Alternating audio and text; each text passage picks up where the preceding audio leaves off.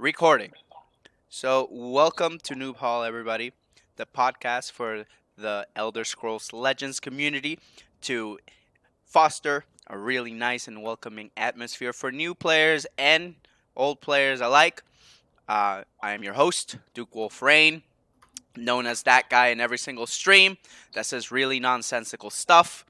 I have my co-host here, Rejection01, our Hi. master of control decks, and Cal Shadowstep, also known as Hello. I Go Face. We also have our guest host today is Chris LW, also known as Living Terror Wire. What's up? He is the reason why this place is called Noob Hall. Moving on. Hey. So, what I wanted to do here on the first episode, we have a lot of things to discuss. We have some very important topics to run through, some education, a lot of funny stuff to go through as well. What I wanted to mostly in this, and what I wanted to do mostly in this episode, in the first episode, is introduce the format of the show. Sort of, start off a little bit slower, get to know each other, and discuss the things that I think new players should be exposed to coming into the community and as well as the game. So like a good starting guide. Um, we do have we do have an interview later on with streamer Eolis. She's been nice enough to put aside her busy schedule of not streaming to actually give us an interview. So that's nice. So one of the first things that I wanted to introduce is the one section that I think is the most important in the podcast, which is Noob Workshop. Now, what is Noob Workshop? Noob Workshop is the place where my co-hosts and maybe myself, if I feel like I know enough about the topic, will educate the audience as to what's good, what's not good, what you should play, what you should not play, what avatar to use so you look fetch, stuff like that. So we are going to be opening up with the archetypes, two of the more popular archetypes in the current meta. And those archetypes are rejection. You had that? Right. So the major archetypes were actually brought up by Cal. So thanks for putting me on the spot again. I do that. God damn it. The major points are going to be Aggro Halalu, Uprising Scout, OTK or Conscription, Control Telvanni kind of thing. We have a mid-range Giants Battle Mage going on, and and then a Rage Dagoth. Okay. So I'm well versed in I think three of those. Cal, of course, can hit the other ones. For Uprising Scout, what they're going to do is just cycle through their entire deck as quickly as possible to get to their major late game threats. They can shuffle multiple copies into their deck. You can't really kill it because they'll just bring it back, and then they will kill you by the end of the game, almost no matter what. It is considered to be probably the best deck in the game right now. Almost no counters to it, except if you go even slower than them. Good luck with that. Apparently I am being challenged, so I have to do all of this from memory too. Fuck. The OTK Telvanni deck does have the most inevitability in the game because it can do up to 40 damage in one turn entirely from hand. The only way to really beat them is to Hallowed Death Priest their combo pieces. So if you catch their Nexoxes, if you catch their Laneth, you will probably win from that. Mm-hmm. And then the Rage Dagoth. If anybody remembers Rage Archer from Days Long Past, that used to be my main. I adored that list, absolutely to no end. So what that does is it just puts down a ton of mid-range threats, ramps up into a super powerful late game. I run Dagoth Dagger myself, so if at any point the opponent gets a board, you give one of your bigger creatures breakthrough, you blow up the entire board with Unstoppable Rage, and you OTK the opponent. Okay. Cal, you could do the other two, I hope? Yeah, so Halalo aggro or Halalo midrange, there's various ways to build it, is the de facto aggro deck of the format. It's based around a couple of supports that give you a wide range of buffs and play multiple spells in one turn, triggering plot mechanics, and yeah, just flooding the board and killing not as quickly as possible, but presenting a large clock spread over a number of bodies. Giants or mid-battle mage is it's a mid-range deck. It has enough pressure to put on against control, and it has enough control elements to stand up against aggro. The reason it's giant is because you're running several ways of doing mass damage, clearing boards by sometimes Rage, sometimes Candy Crush Giant, Candy Crush. And it's also it has a lot of wards, so it has very, very sticky threats. Those 5 are the sort of base archetypes you want to be keeping in mind when you're building whatever list you're trying to attack the metagame with. All right, cool. So, excuse me. Going off of that, so right now, Aggro Halalu, I think, is the most controversial out of all those decks, at least in the current meta. I know we have Chris who loves aggro, right? What's up? You love aggro? Always fun to go face, man. Always fun to go face, yes. Cal, also an aggro player. I think the only one here who doesn't understand the glory of House Halalu is Rejection. That's okay. We'll give him that one. So, what are the when building a deck of any of those 4 archetypes, what are the main concerns that somebody should be looking at? I mean, what are the staples, I guess, when it comes to building those types of decks that you would advise for, a new player coming into the scene, to watch out for, things to not add, things to put in, and so on. Cal, you take this one first. Sorry, God. You take this one first for yours. I mean, you could spend quite a long time, and there are a lot of guides to crafting and building to tell you what staple things there are in a given deck. Most blue decks will involve Lightning Bolt and Daggerfall Mage, and these existed for each of the colors and each of the archetypes.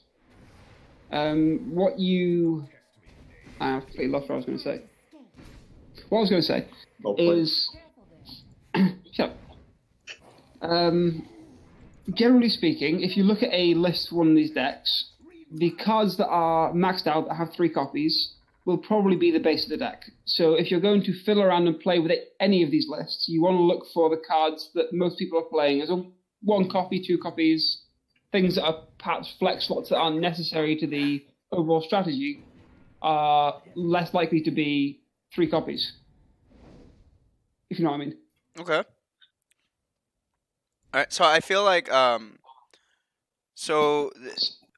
of Morrowind added the 75, the tricolor 75 card limit deck. Lots of options.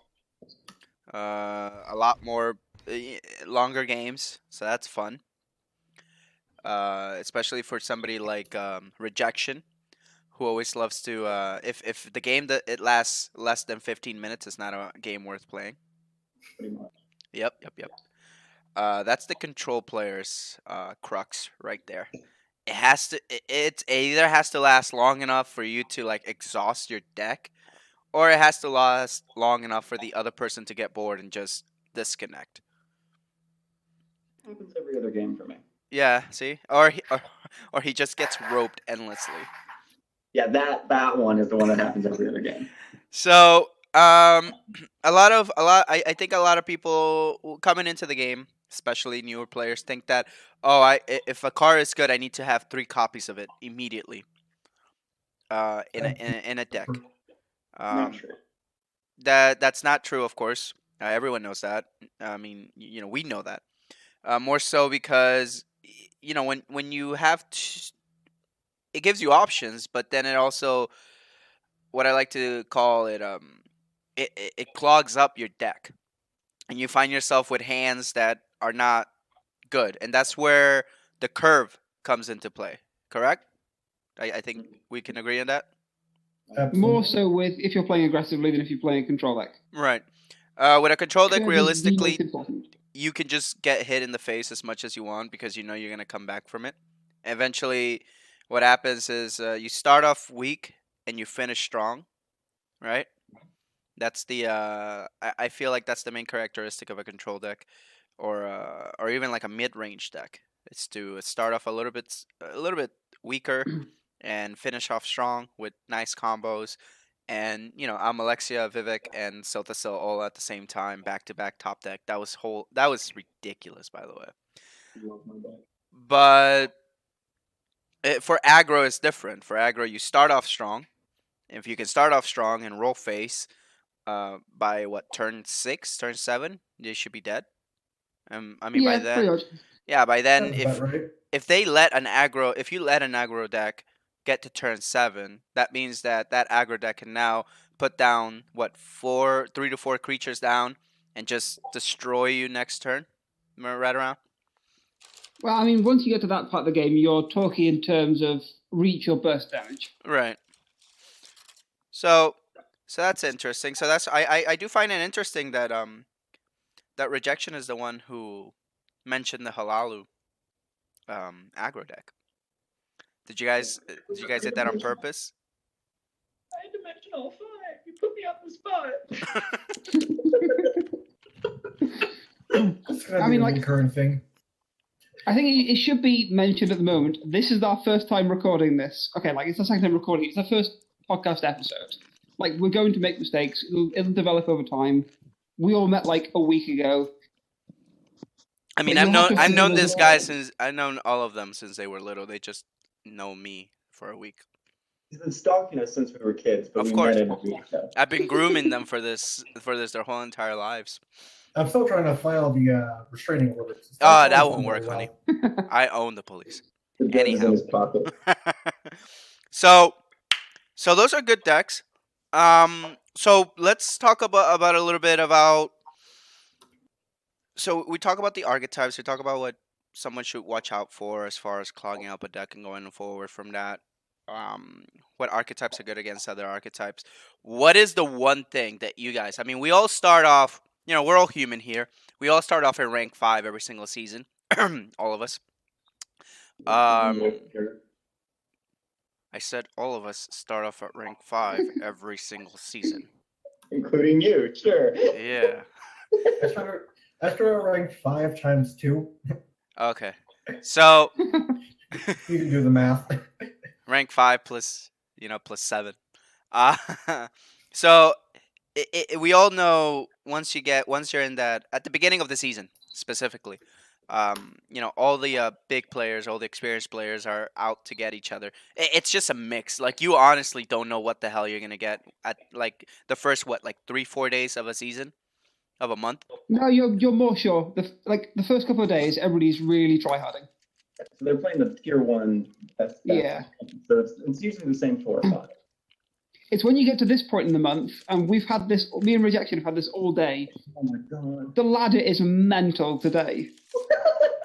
So allow me to rephrase that. I think for people like myself and Chris who start off at rank 12 every season, when you start off the season, it's a melting pot of just all sorts of shenanigans going on down there. It's honestly just like it's crazy. It's just crazy. Like I've seen some stuff, man. I've honestly seen some stuff. And it's funny because I'm used to starting rank 5 every season. And then I haven't been playing all that much. I just recently got really back into the community, into the game. So I had to start off from rank 12. Let me tell you, some of the things that you see in rank 12, okay?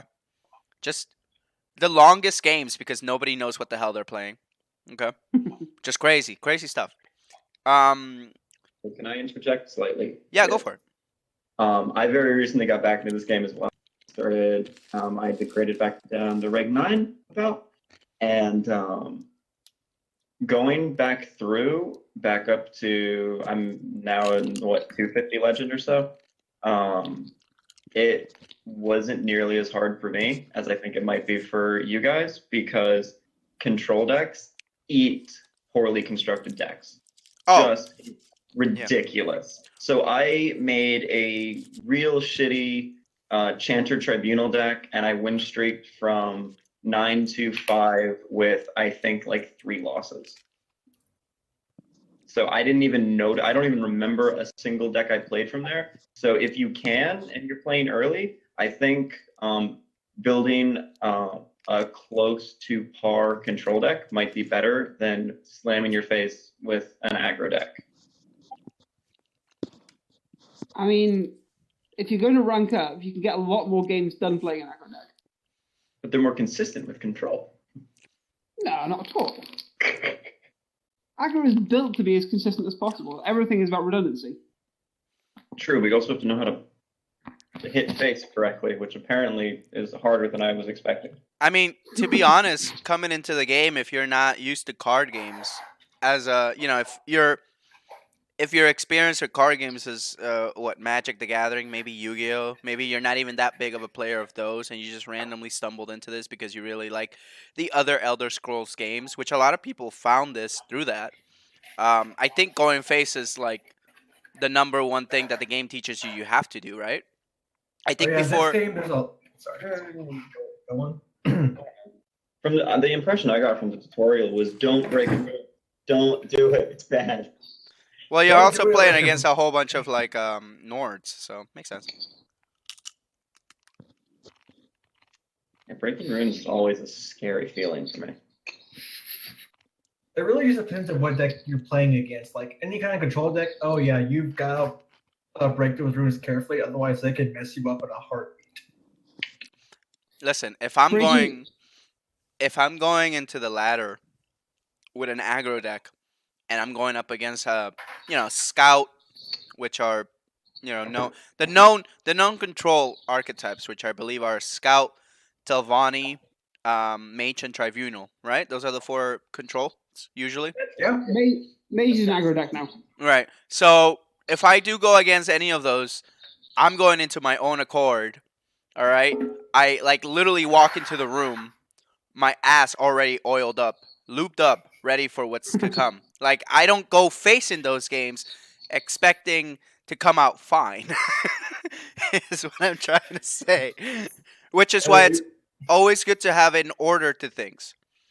Yeah, the usual turn order where you want to draw to see what all your options are. In this game, I come from Hearthstone, so the turn order is really weird for me. But yeah, draw first, see what you have. Buff your board with whatever you're going to do, especially that goes for mid-range or aggro players. Go face, see what they draw with their runes. If they don't get any prophecies, then play your stuff that either doesn't affect the board state immediately, or doesn't have charge, or doesn't interact with the fellow creatures that you have. I agree. I'm just sort of like in awe of all this. You know what I mean? I've never seen rejection say more than like 3 words at a time. It's weird, of course. He's not a very talkative person, But when you put a man on the spot, he's on the spot. He's not. I mean, yeah. Okay, so maybe I'll put him a little bit on the spot. I didn't mean to, So Cal, Yes. you and me, we play aggro a lot, right? Yeah. Okay, how many gods do you pray to before you break a rune? The implication being that I can't make my own luck. Listen here, Shagarath. Relax, okay? All right. I don't pray, I just play well. I like that. I don't pray. I just pray well. You what? I mean, I don't pray. I play well. Okay, I meant the other way. Okay, how about Chris? How many gods do you pray to before you break a rune?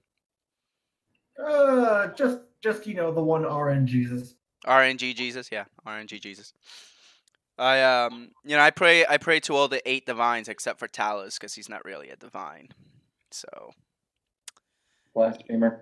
I do try to blaspheme as much as possible. So moving on, what do you want to talk about next? So moving on, so we sort of went into that. I wanted to discuss this other section called "It's Viable." All right, I think "It's Viable" is a very interesting little section to put in there. Very funny. Where we basically discuss the most ridiculous decks or cards in the game going on right now, and how they can effectively be used, or what not to use ever at all. You know what I mean? Like meme stuff? Oh my god. So are we talking like maybe tier 2, tier 3 decks that could be well positioned, sort of thing? Except that they're Mimi as all hell. Yes. I have a Skeever Redoran. Does that count? Yes. Cool. That's been doing really well in ladder too. So like one of the decks that I think could be viable. It depends. Like Supplies. yesterday, I was watching Lazy Gamer's stream, and he got trashed by a very old archetype, which the Stealer OTK, which is a battle mage control deck that runs through its deck until it finds Stealer of Secrets, gives it charge of Mentor's Ring, and OTKs you. I was looking at it going, actually, the control elements in the game at the moment don't really interact with this, and you have so much board control that you can actually keep pace with the aggro decks. Mm-hmm. And we were testing it earlier, and it's solid for a really old idea. It's one of the decks that I think could be very good at the moment. I would say it was a 50-50 on win rates and whatnot, but when it went up against like control decks, it was pretty easy to just keep the board controlled, get 20 or 30 spells in the discard pile, draw everything I needed, and then one-shot the opponent. So that wasn't too bad. It was when you got to the like mid-range is always going to be hard for control. It's really big minions a little sooner than they can usually deal with it. Silence Warrior is probably my most hated deck in the game right now for that exact reason. Absolutely. So we don't like Silence Warrior? Oh, fuck I that love deck. Silence Warrior. Yeah, shut up, Cal. I actually I like Silence Warrior too. It gives you so many options. It's evil. Let's put it this way: we don't like playing against it. Fair. I should mention, me and Rejection met a week ago, and we've been testing for for this weekend for like hours and end every night with each other. So we've got most of each other's testing together. Yeah, we also have each other's lists memorized, and I still have PTSD and nightmares from day one, so Jesus. Fucking Triple Raider! So, stuff like that. What is the luckiest deck that you've ever seen? Mudcrab Merchant. Luckiest deck? Yeah. That When honestly is lucky. honestly should not have won, but still did somehow. There was this one game I was playing actually in the tournament last weekend, and it was 2-2, and they were playing a like a weird kind of mid-rangey aggro scout kind of thing, and I was playing Giant's Battle Mage, and he had a full board. I was dead, and then he hits me, puts me to 1 health, breaks a rune. I top deck Lightning Bolt, and I had played like garbage that game, so I did not deserve to win. But he like misplayed and broke the rune when he didn't have to, and Lightning Bolt killed him. Always gotta watch out for the last rune Lightning Bolt. I have seen people bolt themselves in the face before. I've done that accidentally. Oh, If that's we're gonna talk about, Everybody's done it accidentally. yeah. We want to talk about worst losses. Instead of giving one of my creatures in Rage Dagoth Dagger to OTK the opponent with Rage, I rapid shot at it instead because they were next to each other in hand and I wasn't paying attention. And I did lose that game like the next turn. one of my earlier games. When I was first starting to play the game, I had this, because everybody in the day had aggro battle mage, right? With like items galore, all the items all the time. So I had that, right? And one of the items was Mentor's Ring. As you know, Mentor's Ring gives all the keywords of that specific creature to all the other creatures. I was winning, and it was token, I believe it was token, either mage or token spell sword, but it was token something because it was like the whole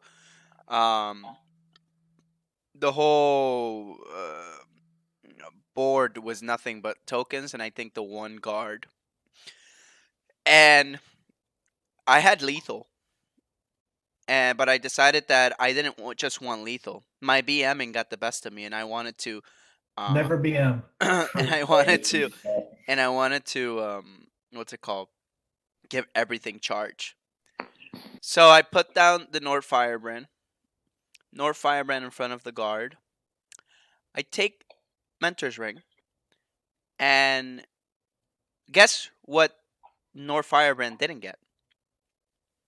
The Mentor's Ring. Guess what the guard on the other side got? Fucking Guess who fucked up so hard that I actually just conceded after I did that. It was like, no. Yeah. Cal, you conceded on turn 2 today, didn't you? Yeah. Yeah. Yeah, that was turn 2. You can always use Mentor's Ring in turn 2. No, Cal conceded on turn 2 today. Oh, you Yeah, did? I miscounted my mana. I went like, turn 1, Captain, he goes, Windkeep. I'm like, okay, I can break the wall with the Firebrand and Captain into the thing, and then just realised that my Firebrand was actually a Stormfoot Vanguard, and I conceded. Yeah, it was glorious. Wow. To be fair, this was off the back of a series of really unlucky losses. I've been playing fast and loose a bit tonight. You do. We could not be more polar opposites in playstyle, I think, if we tried. So what are some of your most prominent moments of conceit efficiency? Conceit efficiency. Oh my god. That term is so good. I don't concede. We both know that's not true.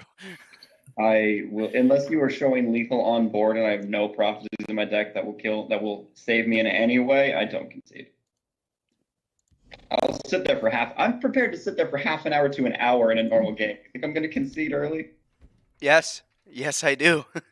No, it feels so. You sit there for 40 minutes and then go, well, I think I'm going to lose. No, you just wasted 40 minutes if you do that. You sit there until the end.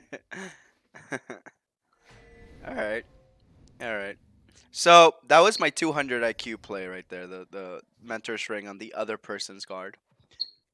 Because I'm very smart, you see. Nice. Mine's probably missing lethal by 1 because I misordered. Was it 5th Legion Trainer? Yeah, you played it last. Yeah. Are you serious? Yeah. Yeah. No, you didn't. Yes, you did. I didn't miss lethal. I knew I didn't have lethal. I missed saving myself. Yeah, and then you died to perfect lethal on board. Yeah. The Top other day, 300 legend, guys. Yeah, the other day I was trying to learn Nixox combo, and Cal here was going, you need to play Divis Experiment first. You need to play Divis Experiment first. And I went, no, I think I'm fine. I see lethal. And then I was 5 mana off, which is what Divis Experiment Ah, is. jeez. So, yeah, you don't talk 200 IQ plays. Not only missing lethal, but having someone else find it for you, tell you about it, and then ignore them. I think what's even worse than that is when you what's it called? What's even worse than that is missing. It's not missing lethal, but like going ahead. Excuse me. Going ahead and having the ring and thinking that you have like enough for a play. Oh and then yeah, you just don't. I And did then that 3 and times then you in just one game. waste your turn, and you're just left sitting there like an asshole. You were like the whole time you were like, hey, yeah, look at all these fancy plays, and then you're like 1 mana off. I'm Yep. telling you, man, it's bullshit. I did that 3 times in one game, wasted my entire ring. Did you really? You just got love for those games. It was like 8 a.m. and I was in the middle of my first coffee, not paying attention, and I looked down and I went, where the hell did the first 2 ring charges go? Oh no. It's All right. possible we're not the right people to be doing this podcast.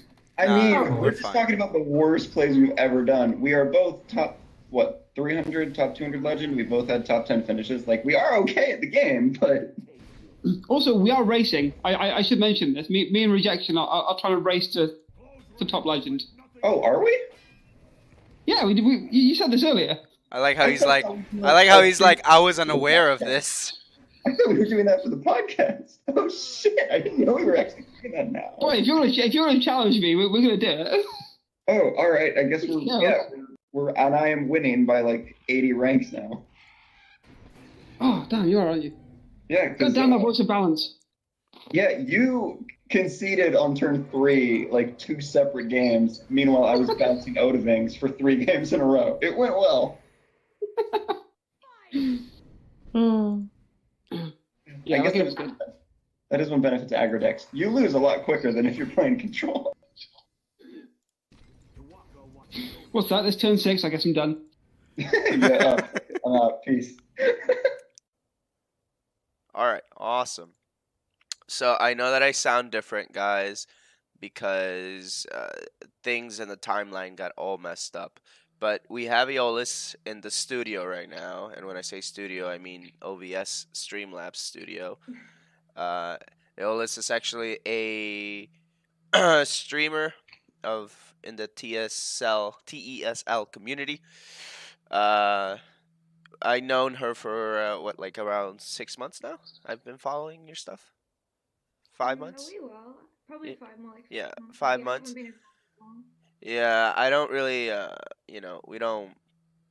I can't really. I don't really have anything bad to say about Yola. She's I when I started following her, she was what, like rank 12, and now and every single time she ends like top legends. It's ridiculous. I've never seen somebody do that, and this is somebody who takes like 5 minutes per turn, mind you. So it just blows my mind. But we have her 5 here. minutes per turn. We're gonna interview her real quick, me and the guys. We have Cal again, right, Cal? Yeah, I'm here. Yeah, he's here, and Oh. Rejection, who's also here. Hi.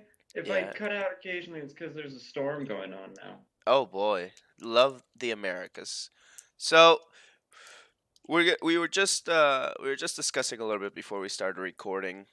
As far as the different types of combos and all that stuff. We also talked about like different deck archetypes not too long ago. What to do, what not to do. These guys went ham into those deck archetypes. I even learned a thing or two about them. So let's start off on a light tone. Eolis, how long have you been streaming? Streaming properly since March. I think if Since you're supposed, like, so where are we now? We're July, so like 4 months maybe. We're supposed to be counting from the first stream, which was in December, but I okay, don't count any of those streams. So I count it from when I got a host of, from Frenzy. are those like, sad the little 3rd of streams? Is that why we don't mention them? Well, they were like once every 3 weeks or so, and Same. I had like a handful of people joining me, and then I got a really big host from Frenzy Gaming in March, beginning of March, and that's when I really started doing it properly. I had a lot of support from that point onwards. Cool. So, so you've been doing it for about 4 months. In those 4 months, you've gained what, like, easily, what, like 400 followers. So that's like In the 100 last- followers every month. In the last 4 months, I think I'm just under, I don't know, 800 maybe. Yeah. Let's have a look. It's less. It's more than that. Like, it's weird. It's been a really, really quick growth. Yeah. In a short amount of time. What, 4 months? Let me see. Now I want to know. It'll tell me. What did I say? From March, right? You did say March. Oh So yeah, 763. 763. I dream of one day having 76 followers, and she has 763. So that should Don't tell worry, you Duke. You everything. won't. Yeah, I know I won't, but that's not the point. So, so big streamer coming up in the world. I actually discovered her through Griffin Gasp's Discord, not his channel. And what happened was that I put in the chat that I wanted to create like a beast only deck, and she corrected me and said that's wrong, that's not funny. And I said, "What?" And I was like, "Who's this guy?" And then Griffin's like, "No, Eolis is a girl." I was like, "Oh, okay, I'll let it slide then. That's fine." So that's how I started following her. I believe the other guy, Rejection, you've also seen her stuff. How'd you discover her? When I was, hers was the first stream I clicked on, Oh, okay, cool. and she was playing Silent Warrior, and I went, "Oh my God, what has become of this game?" And then I sequestered myself in my room to research the game for the next 4 days. So you gave him an existential crisis. Way to go. And Cal, Island Story is fun. you've seen her stream as well, right? I haven't. I'll be checking it out the next time it comes up, though. Oh, you should. Okay. The time zones get people a lot. So, Cal, are you in the UK by the sound of it, or? Sadly so. Yeah. So when I'm normally streaming during the week, it starts at around about 7 a.m. your time. So it's an awkward, unless you're It's fine. like I'll up just and wait up. watching Twitch. Just wait up. Listen, Yeah. listen. If Ray you wanna, Jackson already has me up late enough. it's true. These two are like super best friends, and every time I come in here, they're like, it's like 3 a.m. my time, and they're still playing and testing decks. It's crazy. We wanted to win that fucking tournament. Yeah, these guys How are did dedicated. the bracket go today for you, Cal? I see your name. I 3-0'd against Michaela, which felt good. Mhm. And then I was without the ring for 5 games straight and got profited out in an aggro mirror. Ouch. All right. So that's a lot of what we did, like, 50 hours or something of testing this week, Reg? I wouldn't be surprised if it got near that. So yeah, it doesn't feel great, but these things happen. Meanwhile, I played the game like 3 times this week and made it to Michaela out in the first round again. made I it wonder to how she's rank feeling about 6. Yeah. You made it to rank 6 with our decks, I want to point out. Well, your deck's in Justin Larson's sorcerer deck, so that's that. So, Eolis, speaking of Justin Larson, with the community, who are some of your favorite streamers, your favorite players? Talk to us. Oh Talk my to us. goodness. It's really difficult for me because one of the things that I always focused on doing right at the beginning was getting to know people who were streaming, because it's like, I don't know, like minds, and wanting to talk to them about not just the game but also the streaming aspects of it. But the people that I watch the most would be anywhere between like Turquoise Link. He's always on when I'm on. Yep. Ray when he streams, I see it's getting a trend, right, of like the Aussie ones. Really Dowie, of course, but he's cut back on his hours. I spend a lot of time in Griffin Gus when he's on, Ian Bits, all of them. Hey Dog Dude is a real underdog, haha, in all of it, because he streams at really odd hours for the American side of things, but he's great. He's really in funny. Yeah, he's in the West Coast. Hey Dog Dude is another guy that I really find entertaining. He lets me DJ his stuff all the time. So that's how people know me. I'm the DJ. I can't help, of course, mentioning the ladies as well. All of us are in a community together. The Legends ladies. I don't know what we call ourselves now, but we're all in a community together who all are female streaming legends. So like Jelly and Silverfuse and Nickel Queen and Glam Troll and lots. There's all of us who are in there. Yeah, no, On Nickel this side. Queen is Racy, of course. Nickel Queen is the other one female female streamer that I watch, and she's really good. And at the end of her stream, she always like plays guitar and sings. You know. Yeah, her creative streams. Yes. How do you find the streaming community from the point of view, obviously, of being female? I thought when going into it, I had a lot of people who are telling me not to stream because of the toxicity that females face. And you don't get that in this community. The only people who really give me any grief about it are my friends who are joking about it. So I very rarely get a serious comment about being a female playing the game or streaming. Like I've had one like in the last 4 months of someone who got banned because of something that they said. The rest of the time it's been amazing. No one seems to care. They'll be just as much of a dick to me as they will be to anyone else.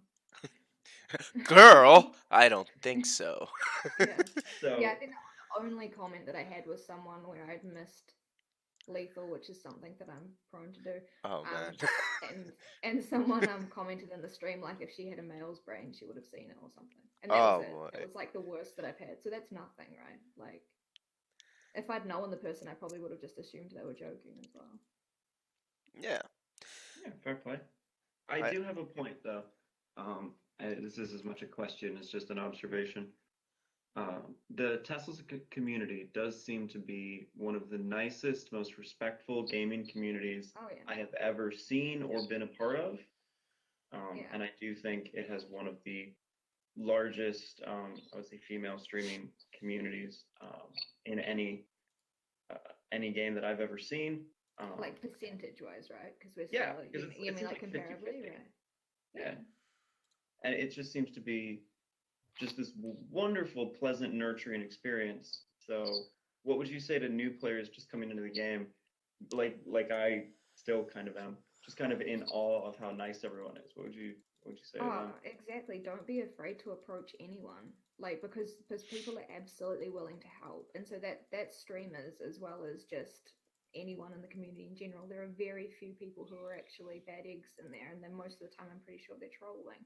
Um but if you join any of like the discords or any of the Twitch chats, people are more than happy to help you.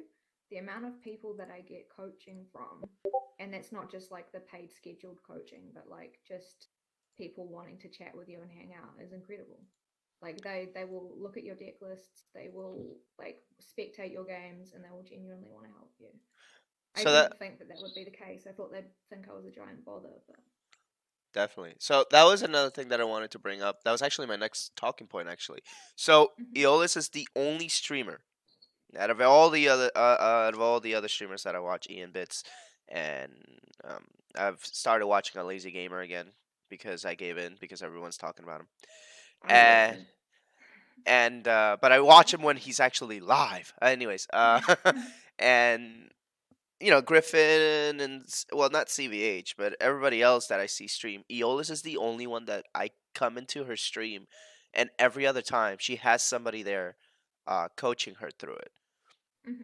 And if you're the change in the stream mood is so different because when she has a coach, everything is like everything is so serious everything's so on point, and she climbs up really fast. And when there's no streamer, everybody's just memes in the chat. Yeah. So I feel like that's interesting, because I feel a lot of people would feel, especially like very competitive gamers, would feel a little bit undermined if they showed the like when people are trying to teach them stuff.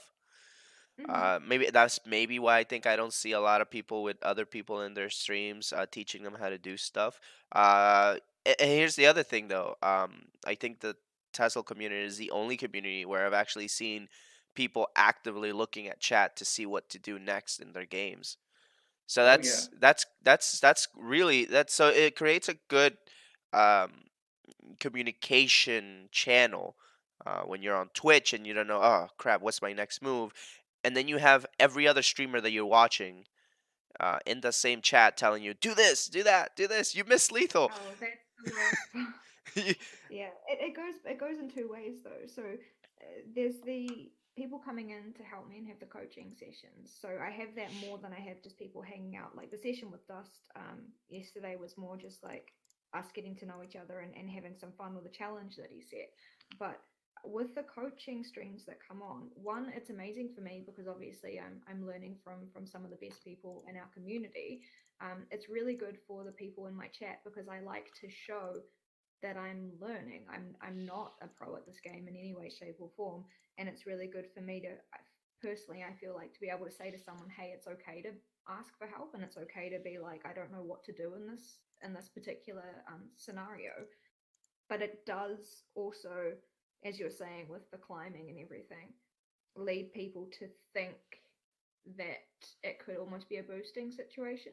Right. So I'm pretty careful with it at the moment with because people I can tell them as much as I'd like that less than 5% of the games that I play are ever coached with anyone else, but they'll still believe that my results are somehow impacted.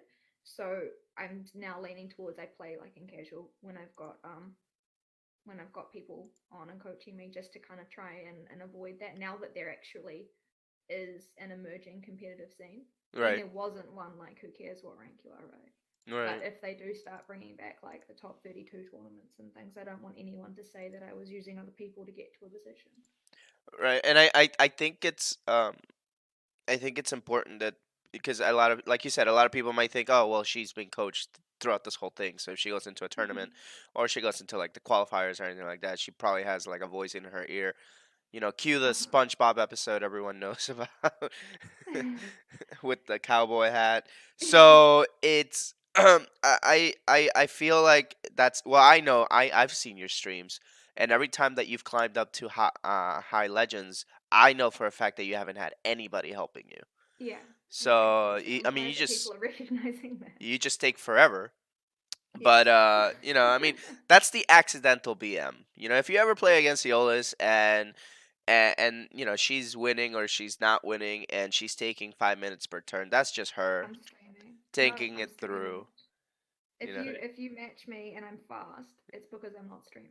Streaming is what slows me down because I'm so distracted. yeah, I'm she like chatting and I'm like talking about my day and making some lame joke, and and then like oh shit, I'm supposed to be playing this game. At the she'll same have time. you at like 4 health. She'll top deck a bolt, and then she won't do anything for 3 minutes, and you're like, what the hell's going on? So don't To take be it fair, personally. to be very fair though, I kind of do the same exact thing, and Cal can tell you because he's watched me do this. I overthink every play to the nth degree. So I'll have lethal, but then I'll spend 2 minutes thinking it through. But yeah, on the so don't worry, you're not alone in taking 4 hours. I swear it is just on stream. If you match with me and I'm playing an efficient game, it's because I'm like on the train to work or sitting at home playing it, and I can actually just play without being distracted. If I'm playing fast, I'm playing bad. I have to like tell myself to slow down. Play It's instinctively. so frustrating. It's fun. I'm a fast Oh. player. I can't do that. I don't think I've ever roped anybody. I roped almost every turn in the tribunal mirror in the tournament. Ouch.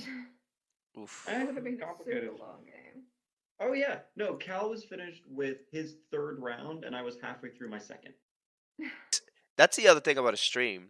If in the TESL community, if you go into a stream of a person who's slow at the game, it's hilarious.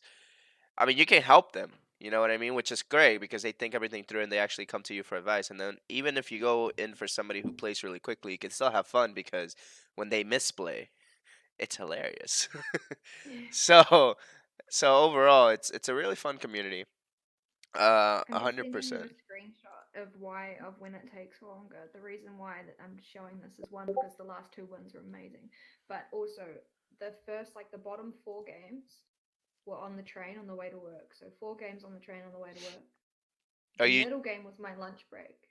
It's in the chat. And I'm just What are you doing? What's it called? A warrior. What's That was just the standard mid grow. It's just Okay. because it was. So So the first 4 were on the train, so that's like 4 games out. The one tribunal list was my entire lunch break, and then the 3 at the end was on the train home. It's like, that's why I stick with the fast games when it's when I don't have much time. Tribunal is my favorite in the game, though. Yeah, that's an uprising tribunal list. I was really lucky. I've just been able to spend time with Burn the Sky. So he used Tribunal to qualify, or was one of his lists. Can you so send me that list? Sure, I'm pretty sure it's public. But yeah, he taught me that list, and at the end of the stream as well, we had Turquoise Lincoln because he also had an uprising Tribunal list. So that was amazing. I'd never played Tribunal before that point, and I feel like I have a slightly better understanding of the list now. So. Yeah, Tribunal is my favorite class in the game right now, and I have this pet deck that I've been grooming that is a control Tribunal, so I don't know if it's good, but it seems good. Yeah, I'm terrible at control. Well, no, okay, I've got to stop saying that sort of thing. I'm learning control. Am I the only control player that will ever be on this no, I think we can bring some other horrible people onto the show now and then. You're all degenerates. So what's your favorite deck archetype, Sophie? What do you like to play? Me? Yeah. Can't worry. Is that an archetype, or is it like Or is archetype when it's like fast? No, I said When you jump- archetype. I didn't ask if you like to roll your face on the keyboard or not. That's not what I asked. Yeah, but you're forgetting this is me completely new to card games, right? So when people, this is another thing that I've been trying to learn, is when people say things like archetype versus other words that I don't know what you mean. So Versus mid-range other is words archetype. that I don't know. That's crazy. Hmm. So you said mid-grow warrior. That's an Yeah. archetype. That Yeah, is there an you go. archetype. That's my favorite. I started with that, and that was the only. So that was the very first, I guess, the list that I started to build. And I used to play like just a straight orc list, and I grinded out all the orcs, and I was so proud of it. And that's the only list that I could play like up until a few months ago, and I was too afraid to branch out and try other stuff. And so it'll still always be my favorite, even though I don't necessarily always play it anymore. Now that I can actually pick up a list and play something new. Mm-mm. Fair Judging enough. by She our says sharing her match history of Warrior currently, but that was just because it's doing well again. So. You were saying, Cal? saying, judging by our post-tournament ridiculousness, branching out is not always a good idea. I hate you for that. He doesn't really hate him. He loves him. They love each other. They're cute. Oh yeah. So on the subject of coaching, Cal, do you want to actually say how we started chatting?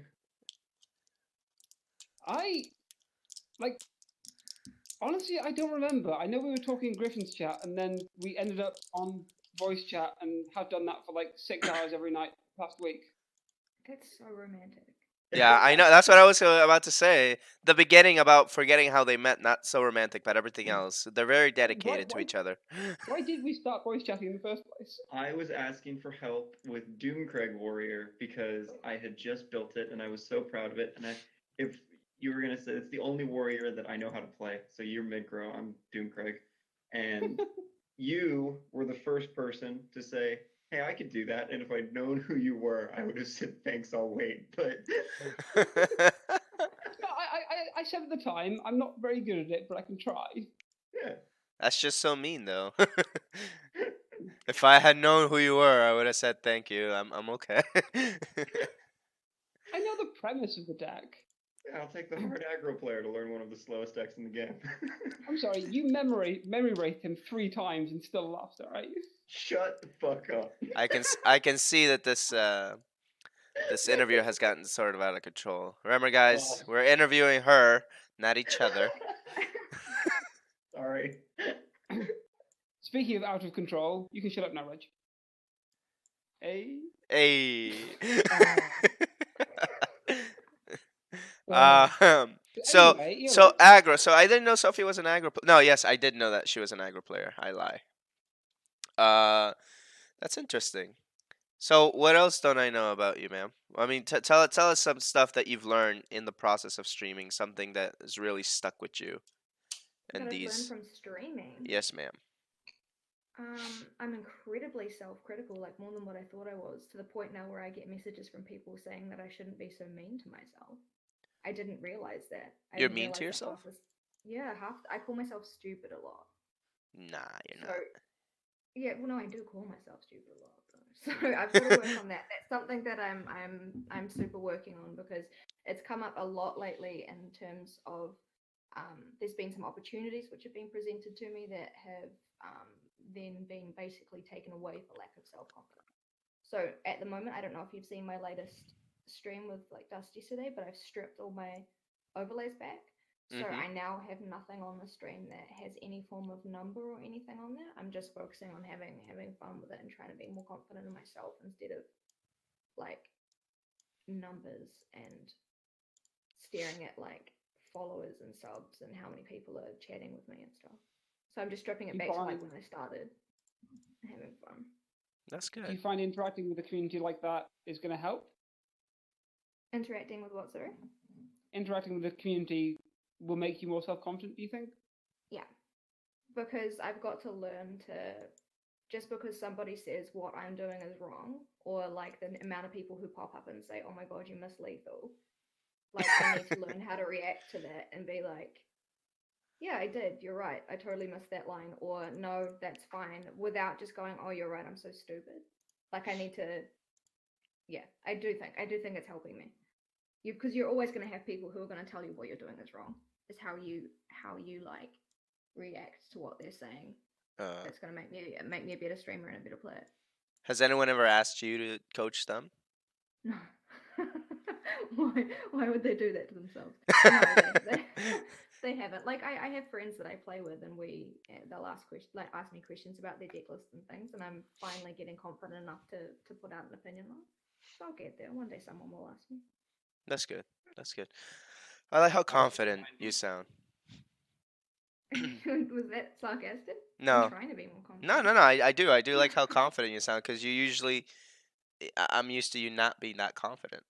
I'm used to you like second guessing everything that you do. You know what I mean? Mm-hmm. I'm trying, but I had 2 hours, not 2 hours, sorry, an hour and a half of MTGA coaching this morning as well. So I'm branching out, trying to learn other things, see if it helps me more. I was almost going to derail that by talking to you about MTGA, but I really shouldn't.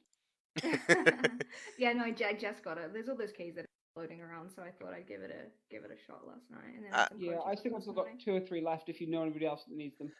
Oh goodness, there's so many around at the moment, but I'm sure there's still people who would want them. The attack ordering thing, the one that bothers me the most is when someone gets a prophecy of a mummify and you can't attack with the mummy that they make. That really bothers me. I don't understand why, if you've got a creature who hasn't attacked yet and you smack them smack one of their runes and they get a mummify and they transform your other attacking creature, why can't the mummy attack? Why can't you hit the 2 still? I think It's it got to be counts fairly as disorienting. summoned. It's dumb. I don't like it. When you get disoriented to return if you became a mummy suddenly? Yeah, okay, that's a valid point. But I just feel like I should be able to still hit them for the 2. Don't hit the mummy, hit the game. Nice. Don't hate the mummy, hate the game. Mummify is such a stupid card. I love it, but it's such a stupid card. No, the one that gets me is Death Priest. Ooh, bouncing Death Priest. I remember Right. before where you could like safely do like big monster decks without any issues. Now you can't do that anymore. Alright, guys, I'm really, really sorry to be the bearer of bad No, news you're right fine. now. You're fine. Listen, if you have to go, Fine. you have to Nope. go. Thank you very much for being Yeah, here. thank you for spending this time with us. I think we learned a lot, not just about yourself, but just in general. Yeah. Oh yeah, totally. I'm an educator. That's how I'm known. I wouldn't mind you teaching me Aggro Warrior. I could use it. Easy. All right. Deal. Okay, guys. Well, thank you very much. I'll talk to you all later. All right. Take care, Have a good Eolis. rest of your evening. Bye. Night. Bye. So that was nice. That was good, right? Yay. Yeah, I like her. She's very knowledgeable. See, I told you, she's very community driven. She knows a lot about this stuff. She's very pleasant as a human being. Yeah, unlike some people in this chat. Yeah, I know. Me. Shut up. I didn't say anything. We're signing off. It's been amazing, guys. Once again, I'm your host, DukeWolfRein, Rejection01, So, and Cal Shadow Step.